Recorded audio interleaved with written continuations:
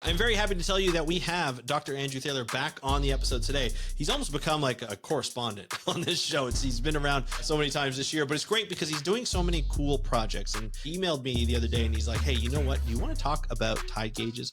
He put in a tide gauge in his own town of St. Michael's in Maryland, to look at how flooding is affected or how often it happens and how they can predict and how they can manage, especially when they look at compared to other tide gauges around the Chesapeake Bay where they're in, or just off the Chesapeake Bay where they're in.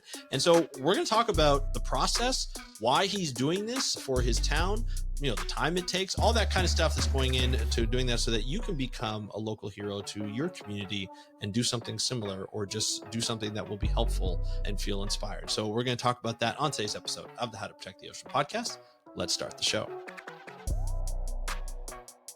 Hey everybody, welcome back to another exciting episode of the How to Protect the Ocean podcast. I'm your host, Andrew Lewin, and this is the podcast where you find out what's happening with the ocean, how you can speak up for the ocean, what you can do to live for a better ocean by taking action. If you haven't noticed by the last few episodes, we've been talking a lot about local heroes, local people who stand up in their community and say, you know what, we need information, or we need to ban single-use plastics, or we need to do this, because they're observing stuff in their communities and saying something's wrong here, or we need to do something in order to predict or in order to better manage our community. And one of those people, and I know he doesn't like to be called an ocean hero or a local hero, is Dr. Andrew Thaler. He's a local hero to me. He's an inspiration to me and a lot of our other colleagues and friends that we have in our circles. And he just does some great things. He has Open CTD, which is his own personal project where he helps build instrumentation that is available for a lot of people. And that is crowdfunded on his Patreon, which I'll link to the show notes if you want to take part in that and support him on that. But he also does a lot of other things. He's a consultant, he's a contractor, he does deep sea ecology, he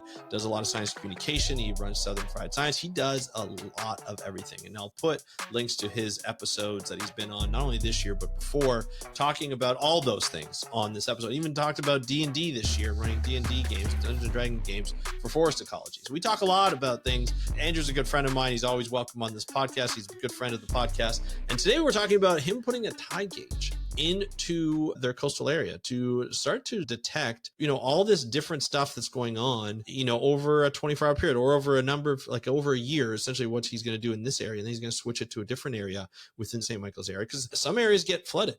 And they need to know how often, and they need to know, what's the implications of that. And they need to know data. They need to get data to do better management. And that's what we're going to be talking about today. And Andrew's always great. So I wanted you to get to know him even more and his project on the tide gauge in St. Michael's Harbor in Maryland. So here's the interview with Dr. Andrew Thaler. Enjoy, and I will talk to you after. Hey, Andrew, welcome back to the How to Protect the Ocean podcast. It seems like you're a correspondent now, but you are back again. Are you ready to talk about tide gauges?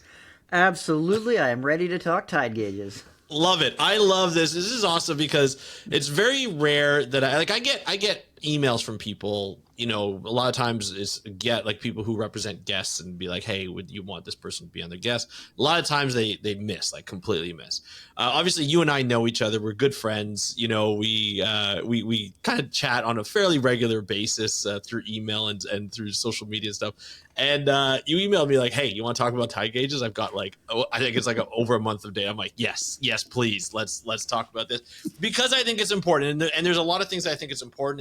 This is your project that you've kind of headed up for, and what we just discussed for 2 years. It's been in the making, and now you finally got data from it, and you deployed it this year. You got data, and you wanted to share. And I wanted to share the whole journey, just what people can do in their own towns for the sake of their own towns, whether they live along the coastline or they don't live along the coastline.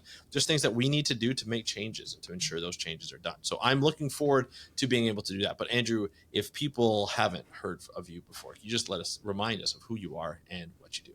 Absolutely, and thank you for having me back on. One of these days, you're going to get sick of me. Never, my friend. I think one day we're just going to have to call it the Andrew and Andrew podcast. I feel like at some point, because you're on it so many times. I love it. But anyway, off to you, my friend. So I am Dr. Andrew Thaler. I am a deep sea ecologist. I'm a conservation technologist. I'm an ocean educator.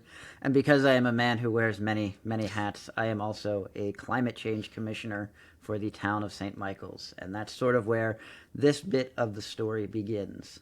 So... yeah. Almost 5 years ago now, more than 5 years ago, because I'm on my second term, I joined the St. Michael's Climate Change Commission, and it is an infrastructure commission for our town to examine the impacts of chronic sea level rise induced flooding on the town infrastructure, develop strategies for how to mitigate that flooding, and then put into practice major infrastructure projects for the most part in order to see our vision of a resilient town that can survive into the next century. I have a couple questions before you go on. Sorry. Sure. With this commission, was this already being put in place before you joined, or has already been put in place before you joined, or was this something that you tried to push to be put in place? So I was not one of the people campaigning for the creation of the commission. That happened before I moved to town. But I was one of the founding commissioners. So I have been on the commission since its inception, but I was not part of the push to create the commission. Gotcha. And you are a deep sea ecologist, an oceanographer. What made you decide, like, this is what I want to do? Because a lot of times what's discussed, and you'll discuss it in just a second, is, a lot of engineering projects and, like, balance and making sure roads are not going to get flooded on a regular basis. What made you decide to be like, you know what, this is something that I would be good for? Like, because a lot of people are like, am I really qualified if I'm educated in this specific aspect? Like, what made you think, no, you know what, I could actually do a pretty good job at this? So, I've done a lot of climate change outreach throughout my career, spanning almost 20 years now. And it became very clear about 5 years ago that we weren't getting the job done.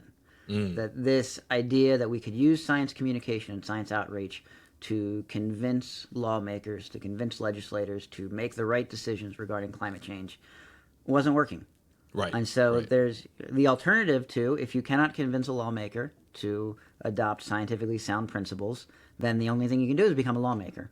So I set out to figure out where I could be the most impactful in my community and where my specific set of skills, I have a particular set of skills, and where my particular set of skills could be the most use to my community. And, I am a deep sea ecologist, but I also have done a lot of coastal work, and I've done a lot of sea level rise modeling. And many, many years ago, I ran a little program called Drown Your Town. So I am very familiar with modeling sea level rise and change in communities. And so, it's not like an open election. It's you get nominated by the town commission.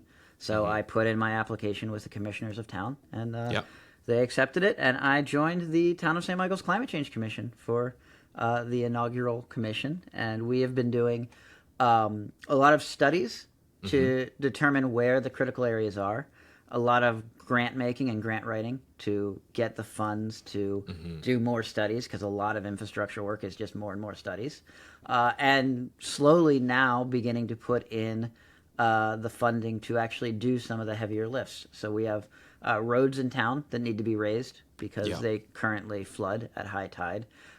We have critical areas where major tourist venues are underwater half of the year, and that's obviously not acceptable if you want to have a town that's going to survive into the next century.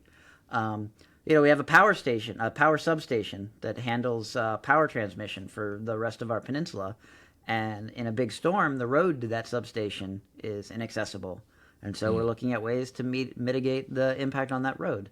And so it's a nuts and bolts commission. It's roads, it's stormwater management, it's critical areas. It's putting in reinforced bulkheads or putting in new living shorelines, which we have a living shoreline project that we're in the building phase right now, which is really exciting. So we're actually going to have like a tangible thing that's not just a report coming up really soon, which is very, very exciting.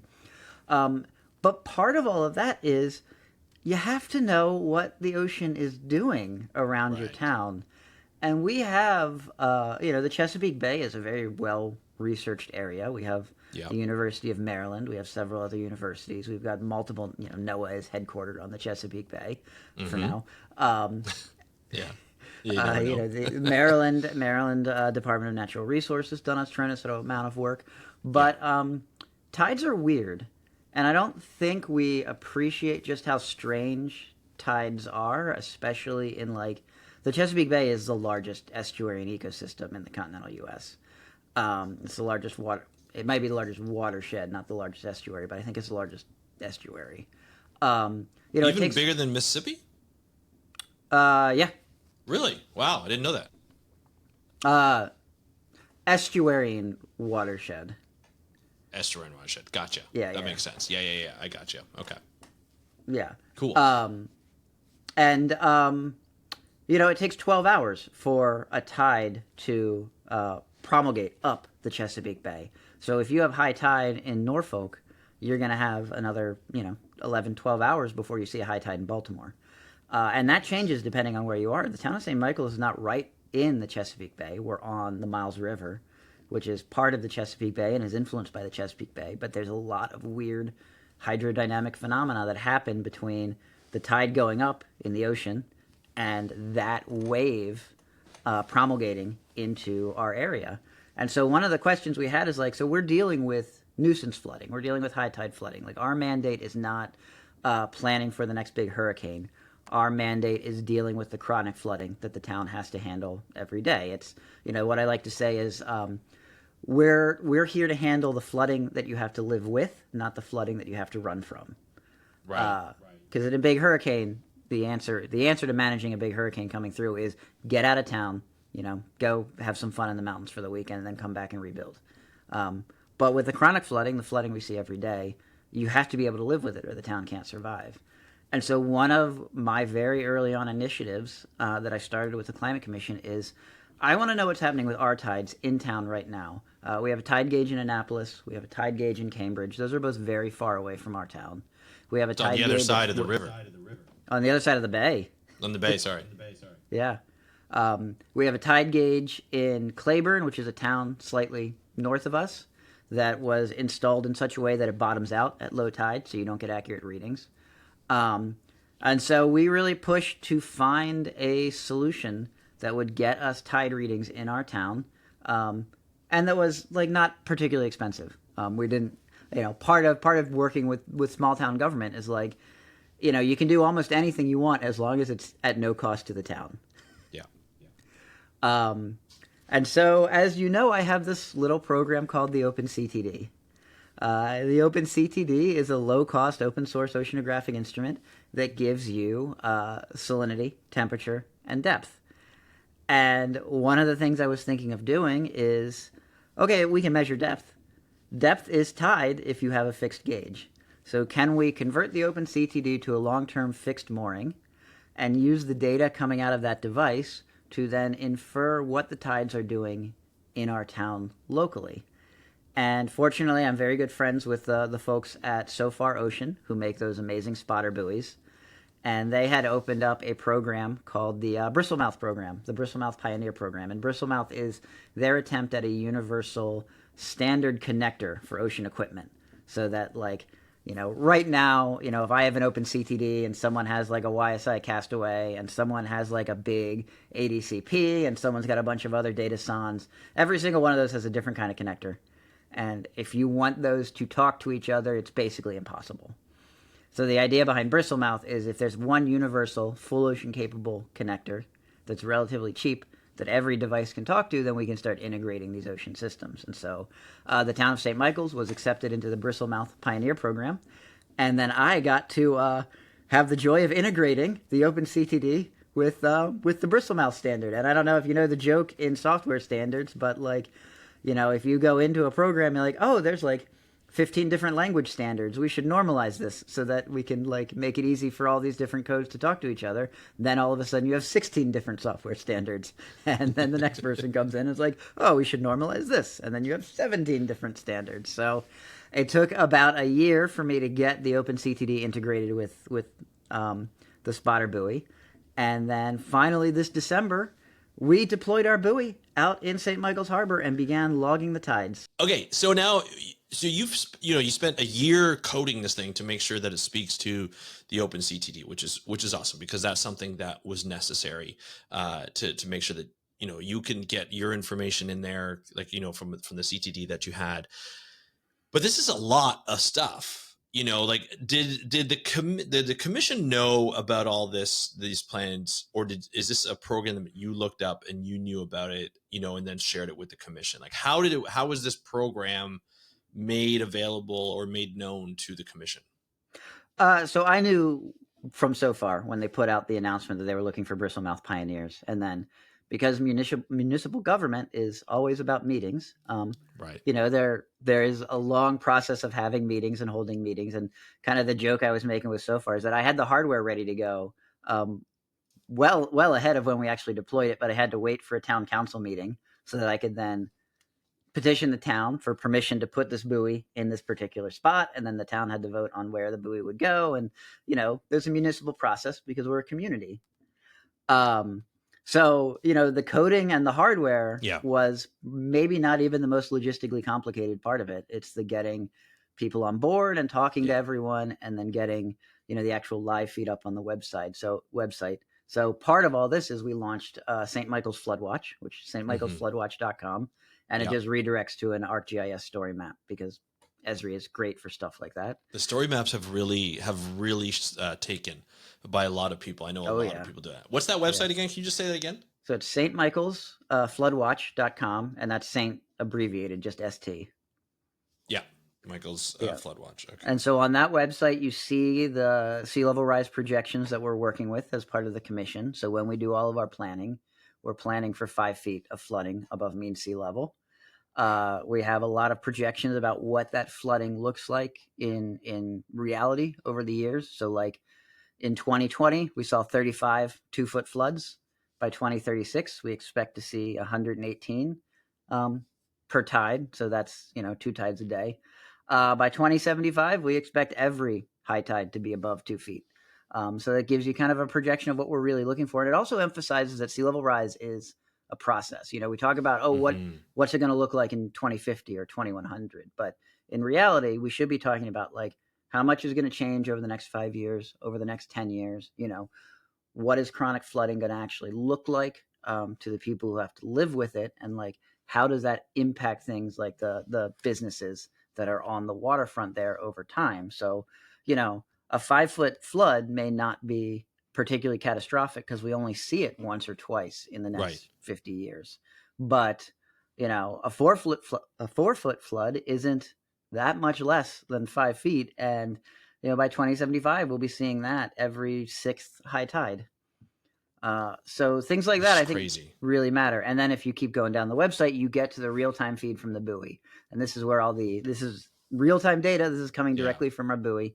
So the last 24 hours that I'm reading here, right? Is that the last 24 hours. And you can see, unfortunately, if we had done this yesterday, you would have seen 3 2-foot floods in a row. So we had 3 flood tides in a row over the last week, which was the first set of flood tides we've documented with the buoy since we put it out.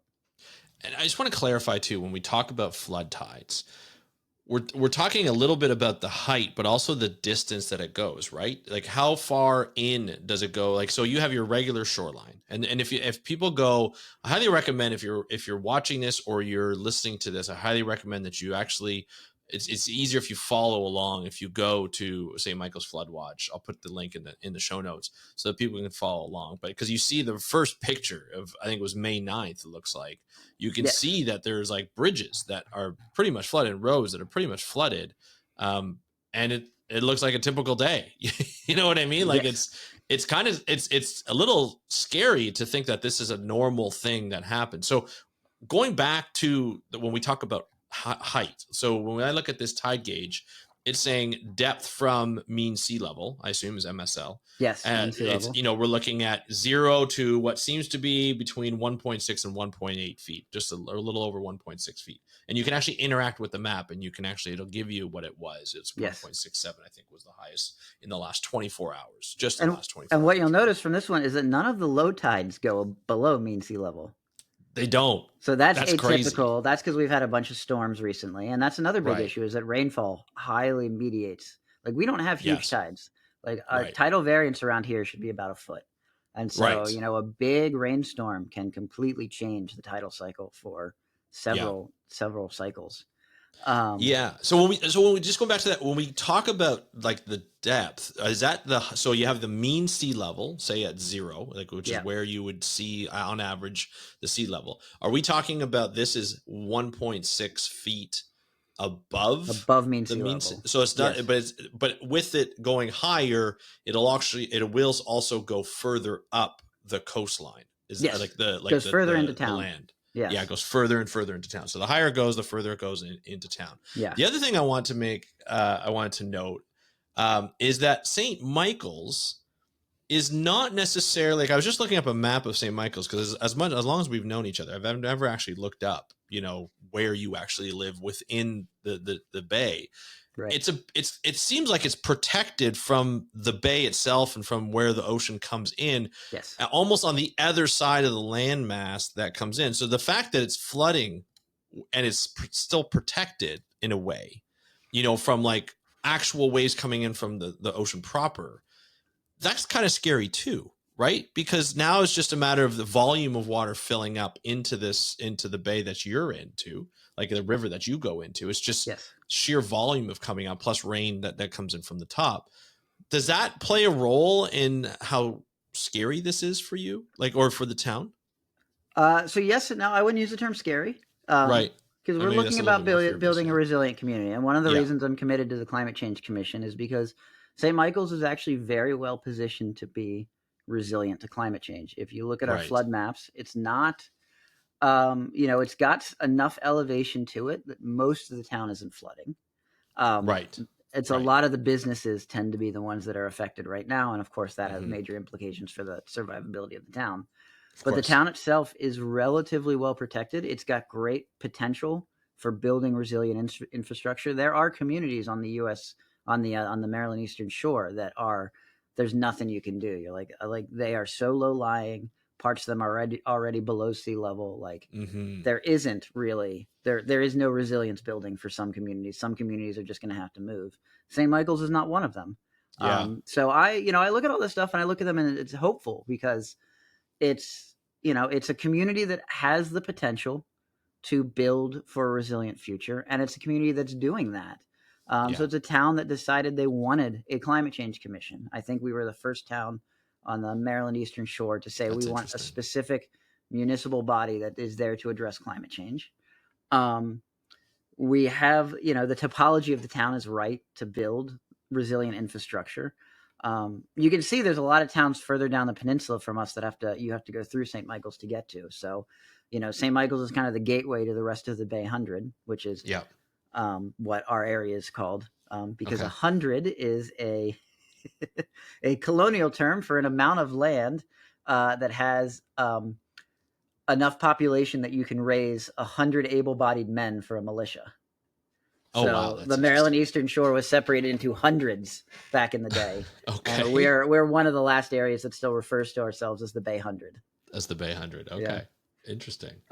So that's why it's called the Bay 100. But the rest of the Bay 100 depends on St. Michael's for access. So if St. Michael's goes down, then a lot of other communities fail too. So it's a very important kind of critical area to address. Now, when going through the Climate Commission and doing the studies and doing a project like this, was there much resistance from other citizens who maybe are not always for doing work in climate change? Or was this, hey, we're actually getting flooded here. This is something that's concerning, whether we call it, we can call it whatever we want. This is just concerning. I'm just curious in terms of like the feedback that you and the commission got and the government got. Yeah. So, just to give you some context, Maryland is a very progressive state in general. The Maryland Eastern Shore is generally not. We're sort of the red district in a sea of blue. But we're also a coastal community, and we're a community that relies on the water. And, people are not blind to what's actually happening in front of them. So, there are a few constituents who say, hey, we don't want to deal with climate change. We don't want to think about it. For the most part, we have an incredible amount of support from the town commission, and from the community at large. And, what I like to say when people say, all right, well, why do we need to worry about this is like, look, my job is not to convince you that climate change is real. My job is to make sure that an ambulance can get to your house at the middle of high tide on a sunny day. And right now we had 3 high tides in a row where that was not possible. So, when regardless, you put it in that context, it changes it up, right? Regardless of what your personal beliefs are regarding the science of climate change, which climate change is real and is happening and is accelerating, as a town, our duty is to maintain our infrastructure so it can serve the community. And if the roads are underwater today, then we need to raise them. And if we're Mhm. going to raise the roads, then we should use the best available science to raise them to the height that is going to matter for the next 100 years. Gotcha. Now, putting this tide buoy in, like this tide gauge and the buoy in, what does that? It brings you a lot of information. We're looking at this story map, which kind of gives us, enlightens us in terms of what it is. Like I'm looking at, or it looks like what a great crab and steakhouse that's pretty much underwater, or around it it's underwater. So the St. crab Michael's Crab and claw, Steak the crab Steakhouse. claw, there is a oh, actually, I think the picture of the crab and steak claw, they've changed their name, but one of them is a restaurant called the Crab Claw. Okay. Um, and they, at one point, their lower level was underwater so consistently that they made it like an experience. So you could go have crabs in the bay, and then you go Yeah. sit at the picnic table, and the bay would be coming up with the high tide while you're eating your crabs, and you could just toss your refuse right into the water. That's adaptation, I I guess. mean, it's adaptation, it's resilience, Yeah. it's a declaration that like we're acknowledging the problem and we're going to deal with it as we can. They are in the process of raising their lower deck and doing a whole big Gotcha. retrofit to make it passable again. But Yeah. yeah, there were a lot of venues that were underwater. One of former climate change commissioner ran one of the tour boats out of town, and Mhm. he did a very good job of keeping records of how often his dock was inaccessible. And it went Interesting. from, in 2010, his dock was inaccessible because of flooding 4 days a year, 5 days a year. I think It's I've got back it. in 2010. Yeah. So I've got, Wow. let me make sure I've got the right numbers. Yeah. So in 2010, it was obstructed 6 times during the year. And in 2022, his dock was obstructed 44 times. So Jeez. these are business owners who are Yeah. keeping track of what's happening and are noticing that like that impacts his bottom line, that 44 Yeah. times a year customers could not get to his business.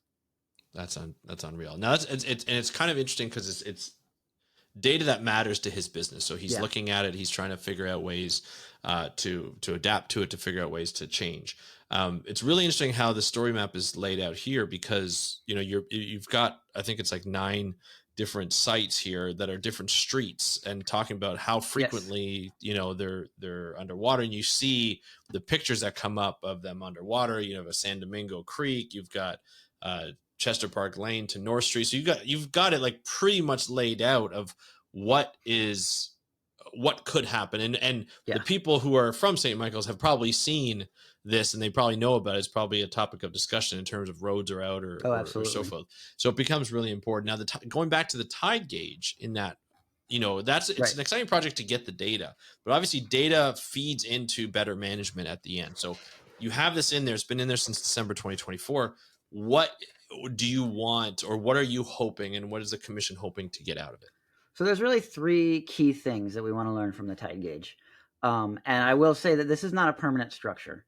The Right. ultimate goal is to prove that the town of St. Michael's needs its own dedicated tidal station that's supported Gotcha. by NOAA or the USGS. And that's an expensive proposition. That's a Yes. proposition that requires a lot of grant making. And so having that data ahead of time is key to that. So part of that is demonstrating that our tides are out of cycle enough that we need our own tide station. Um, we want to have documentation of each flooding event so that we can say, as the years progress, like in 2025 we had X number of 2-foot floods and Hmm. an X number of 5-foot floods. Hopefully we only have one, but we usually get at least one 5-foot flood a year. um, Yeah. so we can actually show the community like, hey, look, we're tracking this in real time now. Like we've got the data, and we can show the accumulation of more and more flooding, because the infrastructure projects we're working on are not short projects. These all have 5, 10, 15-year time horizons. I Hmm. think one of the big projects we're working on that's going to get a good bit of resilience to 2050 is probably a 20-year project, so we'll be done just in time for 2050. But Yeah. it's a major Yeah. infrastructure build and has a tremendous amount of potential. Um, so we want to know how often the floods are happening, and we want to have those documented. We also want to know how out of phase St. Michael's is with the other tide stations in our area, because that has major ramifications for planning. If we know a Hmm. storm is coming, if we know there's a big surge, if we know we're about to get a ton of rainfall, um, we are, as of now, and I haven't done the full cycle analysis for the data we have, because I'm waiting on just getting a few more months before we do that, because tidal cycles are also seasonal. But at the moment, we are anywhere from 20 minutes ahead to 40 minutes behind the tide station up the bay from us, which means when that is an hour range. That is the difference between saying a flood is going to arrive at 6 or a flood is going to arrive at 7.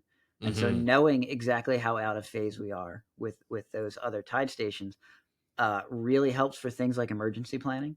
It helps for things like knowing when to launch your boat. Yeah. It helps for things like knowing when to maintain the buoy, because I maintain the buoy by going in chest waders. And if the tide is 1.6 feet above mean sea level, I am going to be swamped. And if it's 0.4 feet above mean sea level, I can tend to the buoy. Yeah. Yeah. If it's 1.6, that you have water in your Exactly. I love it. I think it's awesome. Well, this is super interesting. The data here helps you make better management decisions from the commission's sake and from the city's sake or the town's sake. And then are people interested now? Like, are they looking at the map? Like, are they looking online? Are they talking to you about it? Obviously I know you have kids programs around it too. There's a picture of you and a couple of adults that with like some kids and stuff.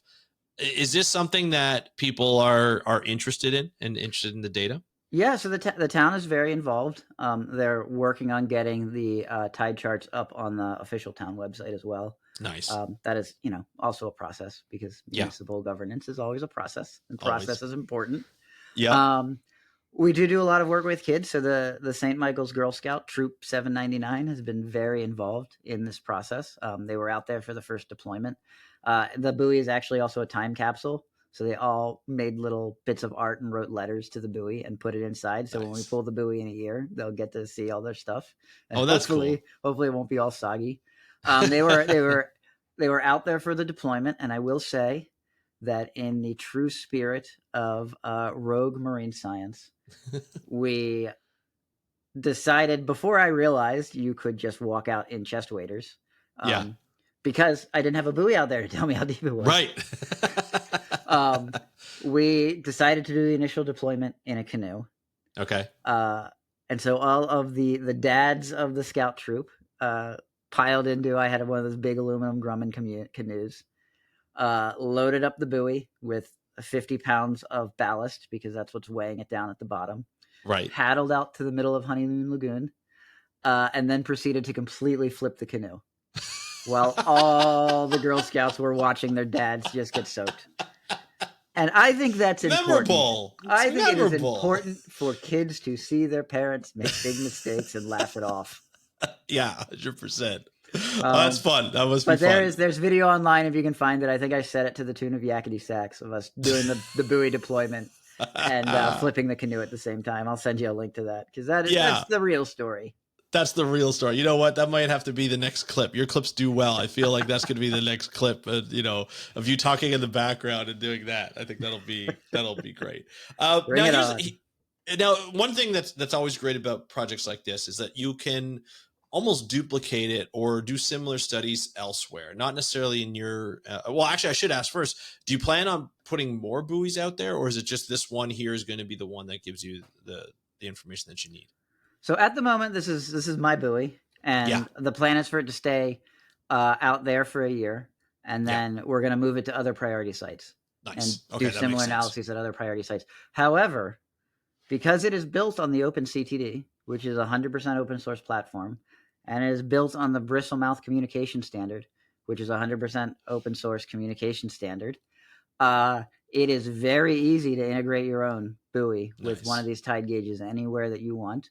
On the website, you'll find a link to the GitHub repository if you're the kind of person that likes GitHub repositories. And we've got all the source code there for the tide gauge itself, for the communication protocol to get it talking to Bristlemouth. We had to rebuild some libraries for the microcontroller that we're using, and we have the source code up for the tide chart too. So if you want to implement this in your own town, it is ready to go. It is plug and play. I say plug and play. It is plug and play if you know how to use a soldering iron. So the opposite of plug and play. But it is the main implementation challenges have been Yeah. handled. So if you want to do Nice. this in your own town, and you have access to a SOFAR spotter buoy, which is kind of the limiting factor there because the spotter buoys aren't particularly cheap, but they're Yeah. not super expensive either for a town. We can really put these anywhere. I And love it. the spotter platform is tough. I mean, I'm sure you've seen the videos of them dropping spotter buoys into Hurricane Helene. Yes. So they are durable. Yeah. They take a beating. Mine is currently very biofouled, so I'm gonna have to go out this weekend and give it a scrub. Do a little But other scrub. than that, it is a robust little buoy. Nice. And we're hoping that the gauge holds for the entire year. I may have to go out and do some repairs because Of I'm course. also testing some experimental hardware with it as well. But Of course you are. the gauge, Of course well, you are. everything is As experimental. one Andrew Thaler does, as one does if you're Andrew Thaler. Yeah, for sure. Now, so this is interesting that, a couple of weeks ago I had on the people from the Center of American Progress, a good friend of ours, Angela Villagomez, Of course. Dalia Hadia, came on the podcast, talked about nearshore conservation. And this is really a form of nearshore conservation, like looking Absolutely. at where you live in your local community, helping lead it, providing information, providing connections, and your expertise along with other people within the commission and working with government. But essentially being like this, I know you probably don't like being called this, but like this ocean hero for that community, to just be like, look, because we talked about that on the podcast, is like you need someone to help lead and help provide their expertise and just provide their passion, their time. It does take time for you to put the waders on, go out and take off the biofouling, every once in a while. And it does take time to get the information and set up the website and all this kind of stuff. For people who are listening to this, who always wanted to do something, but they just don't know where they quite fit in. They may not be, marine biologists. They may not have a PhD. They may not have a master's. They may not have a degree in marine biology or any kind of aquatic biology. What would you recommend they do to maybe not take on a particular project like this, or maybe do take on a particular project, but kind of lead or help lead these types of initiatives in their own area, their own local community? I mean, the line I've been saying for a while now is local government, local government, local government. If you care about how your community is developing, if you care about the future of your town or your neighborhood or your city, right now the best thing you can do is to figure out where in the municipal structure of your government that your skills and your passions can be applied, and run for positions. Towns have waterways boards, towns have wetlands commissions, towns have planning and zoning commissions. Most of them don't require a ton of expertise. And a lot of them, you'll go and you'll look at the people who are actually making the decisions and being like, how did they end up there? Yeah. True. So finding roles to play in your local government, because that's really where the rubber hits the road for a lot of these things. You hear about big federal initiatives to address climate change. And when you look at what those actually entail, those entail giving grants to states, which then give grants to counties, which then give grants to local projects and local municipalities. And so getting on the ground in your local government, getting involved in your local community, it doesn't have to be formal government. It can be kind of the informal government as well. You can join an NGO. You can, I serve on our county's library board as well. So it can be things like that. But, at this point, at this moment in history, the best thing you can do is get yourself into a position where you can make decisions. Yeah. I love it. I think it's great. I think that's a perfect way to end this podcast off. Andrew, this has always been a pleasure to have you on. Love how you're taking a lead. I love how you're helping out your town and yourself, learning more and more every day. And I think it's really important, though, to set up something like this for a local action, doing all the work. I know it's not as if it's done overnight. It takes a long time. It takes a lot of time to dedicate and a lot of thought process in it. So really do appreciate what you're doing for the town of St. Michael's, but also for our community here on. So really appreciate it. And of course, love to have you back on. Well, thank you so much for having me. I'm sure I'll be back. Absolutely. Thanks so much. Oh, thank you. Thank you, Andrew, for joining me on today's episode of the How to Protect the Ocean podcast. It was always great to have you on. Can't wait to have you back, which you never know, might be next week. I don't know. Every time he comes up, he's like, Andrew, you want to talk about this? I'm like, absolutely, I do want to talk about this. And you can tell he doesn't like being called Ocean Hero, but he is an ocean hero to me. He's a local hero. He does things because he executes. That's the one thing that's the difference between a lot of people. I was talking to him after we recorded and I said, hey, you know what? Like, there's all these times where you can jump on commissions, you can jump on meetings and local meetings and government and all this kind of stuff, even just extracurricular stuff like, hey, we should talk about this kind of stuff. And you can talk and talk and talk, but until you execute, you don't really get stuff done. And that happens a lot within our field. That happens in any field, any business or anything like that. And the fact is Andrew executes and he likes to share what he's done and what he's been able to do and hopefully inspire you to stand up for your local community and be like, hey, we need this, either a tide gauge or we need something else that's important, or we need to ban something, or we need to talk to our people about something.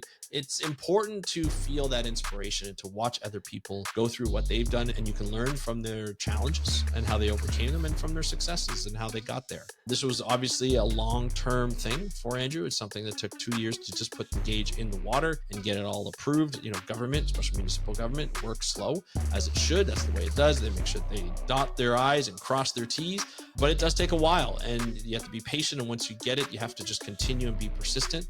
And then now you've got data and you've got this nice story map and you've got information. It's a great way of communicating to the local town of St. Michael's as well as other places. So let's use this as a model of what you can do in your own area. So with that said, I'd love to hear what you are doing in your local area to hopefully advance conservation or be able to help out your local community in any kind of way, whether it's environmental or not. I'd love to hear from you. Just go to speakupforblue.com/contact and fill out the form. Let me know what project you're working on. Maybe we'll have you on the podcast and we'll be able to talk about it. So just go to speakupforblue.com/contact, fill that out, that form out. It goes right to my personal email. I'll answer you back and we'll plan something if you want to come on the podcast and talk about it. If not, no worries, you don't have to. Just want to hear about your project. But I want to thank Andrew again, and I want to thank you guys for listening. This is always great to help support Andrew's projects, but also to help support the podcast by listening and sharing with friends and family that you think will get a lot of value out of this. So I really do appreciate it. If you want to get a hold of me, go to the website, speakupforblue.com/contact. Leave a comment in the YouTube video if you're watching this on YouTube. And if you're listening to this on Apple Podcasts or your favorite podcast app, just hit me up on Instagram at How to Protect the Ocean. That's at How to Protect the Ocean. I want to thank you so much for joining me on today's episode of the How to Protect the Ocean podcast from the True North Strong and Free. I'm your host, Andrew Lewin. Have a great day. We'll talk to you next time, and happy conservation.